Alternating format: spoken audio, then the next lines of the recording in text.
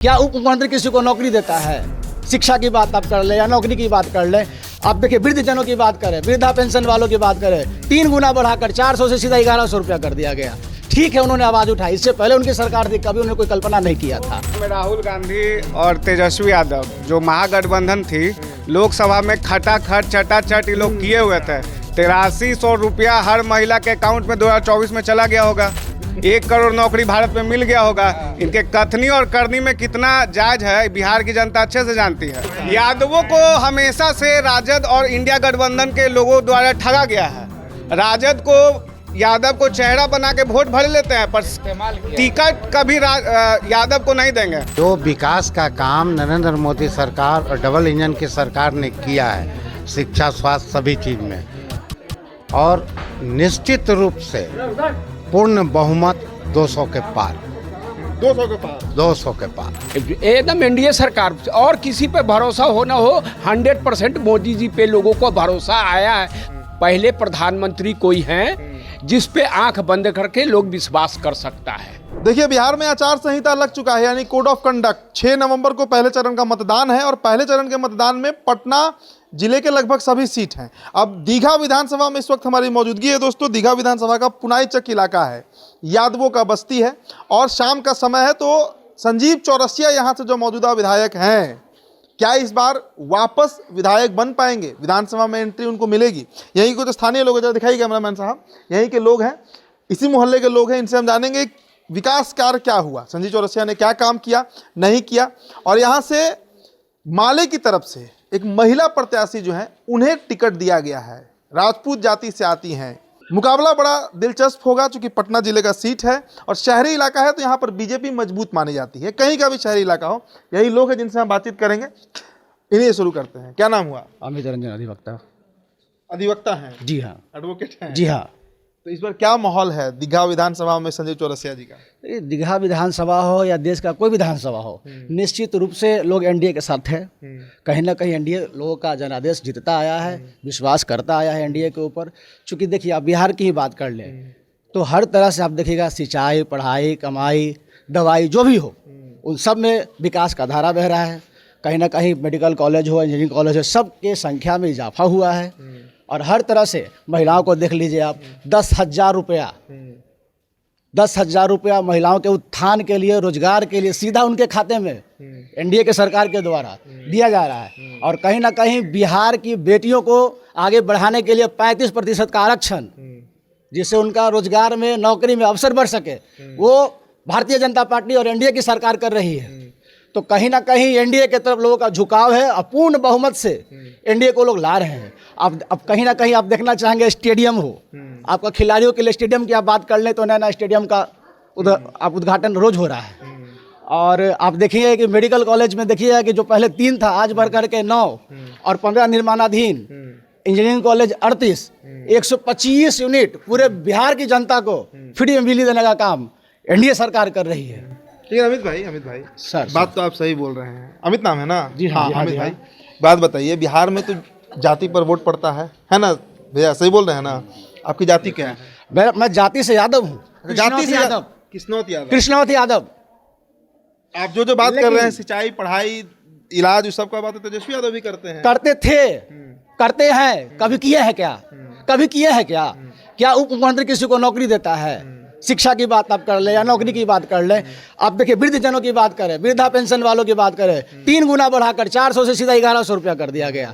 ठीक है, उन्होंने आवाज उठाई, इससे पहले उनकी सरकार थी, कभी उन्होंने कोई कल्पना नहीं किया था। सबसे बड़ी बात यह है कि आपने कल्पना किया, हमने काम किया। तो जो लोग काम करेंगे, जो लोग आगे बढ़ाएंगे देश को, लोग उनके साथ रहेगा। और जब अब हम लोग जितने युवा हैं, नहीं जाति पे आइए ना, यादव टूटेगा आरजेडी से। देखिए, यादव की बात हम नहीं करेंगे, आज हम काम की बात करेंगे, विकास की बात करेंगे। क्योंकि आज का जो युवा है कहीं ना कहीं जाति से उठकर सोच रहा है।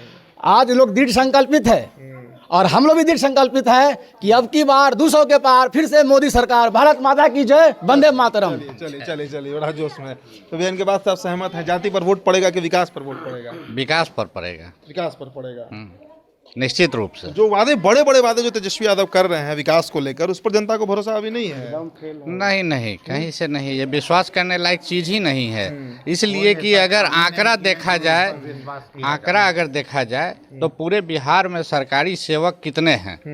26 लाख है। और अब 20 बोल रहे हैं 3.25 करोड़ को सरकारी नौकरी दे देंगे, हर घर से एक सरकारी नौकरी। ये लोकसभा में तो बोलबे किए थे। लोकसभा में राहुल गांधी और तेजस्वी यादव जो महागठबंधन थी, लोकसभा में खटाखट चटाचट ये लोग किए हुए थे। 8300 रुपया हर महिला के अकाउंट में 2024 में चला गया होगा। 1 करोड़ नौकरी भारत में मिल गया होगा। इनके कथनी और करनी में कितना जायज है बिहार की जनता अच्छे से जानती है। और जब जातीय समीकरण पे आप पूछ रहे हैं तो लालू जी के भी कथनी और करनी में फर्क है। लालू जी कहते MY समीकरण का बात करते हैं, और मंच पे लालू जी ने कहा था कि राजू यादव के हत्या में उंगली नोचने वाले को टिकट कौन दिया? तो तेजस्वी यादव ने दिया। राजवल्लभ यादव को टिकट कौन दिया? तो तेजस्वी यादव ने दिया। अरुण यादव को टिकट कौन दिया? तो तेजस्वी यादव। रेपिस्ट को टिकट दे, अगर यादव पढ़ा लिखा समाज में नहीं है, बिहार में बहुत सारे ऐसे यादव समाज से लोग आते हैं जो पढ़े लिखे हैं, आगे बढ़ना चाहते हैं, पर आप टिकट देते हैं किसको? आप रेपिस्ट को टिकट देते हैं। आप आरा में देखिए अरुण यादव को टिकट दे रहे हैं, नवादा में राजवल्लभ यादव को, दानापुर में रीतलाल को दे रहे हैं। तो कहाँ से यादव आपके साथ रहे? यादव समीकरण पूर्ण रूप से NDA सरकार के साथ है। काहे कि जो शिक्षा की बात करेगा, जो समाज में एकता की बात करे, वो NDA के साथ रहेगा। आपकी जाति क्या हुई भाई? मैं हम यादव हैं। अच्छा, यादव हैं। जी एकदम यादव। पूरा मोहल्ला यादव का है। यादवों को हमेशा से राजद और इंडिया गठबंधन के लोगों द्वारा ठगा गया है। राजद को यादव को चेहरा बना के वोट भर लेते हैं, पर टिकट कभी यादव को नहीं देंगे। 19% का समीकरण बिहार के अंदर मुसलमान का, पर मुसलमान को मुख्यमंत्री के नाम पे भागा कौन? यही लालू यादव भागे थे। तो इसलिए बिहार के जितने भी नौजवान हैं, जितने शिक्षित वर्ग हैं, उनको एक साथ एक मत में होकर NDA की सरकार को लाना चाहिए। यही युवा का सोच है।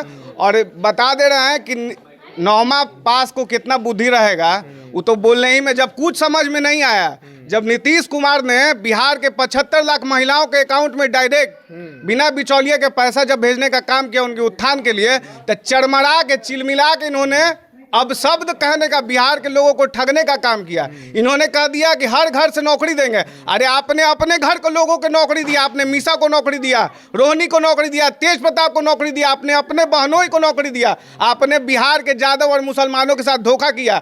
आपकी कथनी और करनी बिहार के लोगों के लिए अपशब्द है और एक झूठा पाप है, जिसको बिहार के लोग जड़ से एकदम जमीन से हटाएंगे इसको इस बार। चलिए, यादवों के टोला में आप भी यादव हैं? अरे पूरा मोहल्ला ही यादव आप का भैया।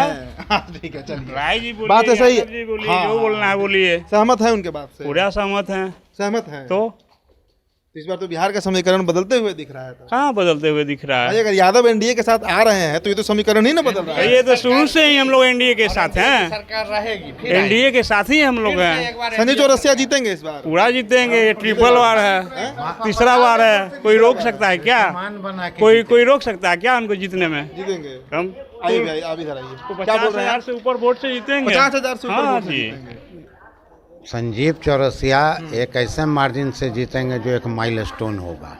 माले को टिकट दिया गया है इस बार ना? हाँ, आप जहाँ जाति की बात करते हैं तो वो राजपूत जाति से आती हैं माले की। एक यहाँ से और एक कैंडिडेट हैं जनसुराज से, वो भी राजपूत जाति से आते हैं। लेकिन जो विकास का काम नरेंद्र मोदी सरकार और डबल इंजन की सरकार ने किया है, शिक्षा, स्वास्थ्य, सभी चीज़ में, और निश्चित रूप से पूर्ण बहुमत 200 के पार, 200 के पार, 200 के पार NDA हो जाएगा। NDA हो जाएगा। कोई नहीं है टक्कर में। कोई नहीं है। हाँ, क्यों परे हो चक्कर में? चलिए भाई इधर आइए, नाम बताइए पहले। मेरा नाम हुआ संजय सिंह। संजय सिंह।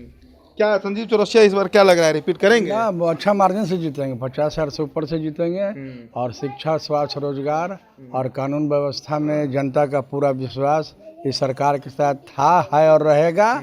और आने वाले समय भी जनता देख रही है कि कौन हमको ठगेंगे और कौन सही काम करेंगे। जनता अपने मन में ये बात को बना चुकी है और आने वाले विधानसभा चुनाव में देखेंगे NDA अच्छा बहुमत से सरकार बनाएगी। अच्छा, आज लालू जी पर और राबड़ी जी पर और तेजस्वी यादव पर चार्जशीट भी हो गया है दिल्ली के राउज एवेन्यू कोर्ट में। जो जमीन के बदले नौकरी वाला मामला था उसमें चार्जशीट भी हो गया है। अब वो लोग आरोप लगा रहे हैं कि अमित शाह ये करवा रहे हैं, नरेंद्र मोदी करवा रहे हैं कि चुनाव प्रभावित हो। कोई भी चोर एक दिन पकड़ा ही जाता है, चाहे किसी की सरकार हो। उन्होंने ऐसा किया है तब ना चार्जशीट हुआ है। ये ज़बरदस्ती कोई हम पर क्यों नहीं चार्जशीट कर दे रहा है? ये सोचने समझने की बात है। जो अपराधी होगा उस पर चार्जशीट होगा ही। अपराधी हैं लालू जी, मानते हैं आप? बिल्कुल मानते हैं। मानते हैं। इतना आप लोग के ही माध्यम से हम लोग न्यूज़ भी देखते हैं, पेपर भी पढ़ते हैं।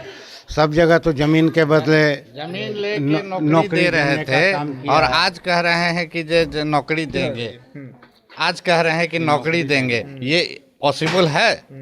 कहीं से पॉसिबल नहीं है। इसलिए सब जो है मनगढ़ंत बातें हैं, कहने के लिए है और जनता को ठगने के लिए है। भैया इधर आइए, आप यहाँ से बात कीजिए ना।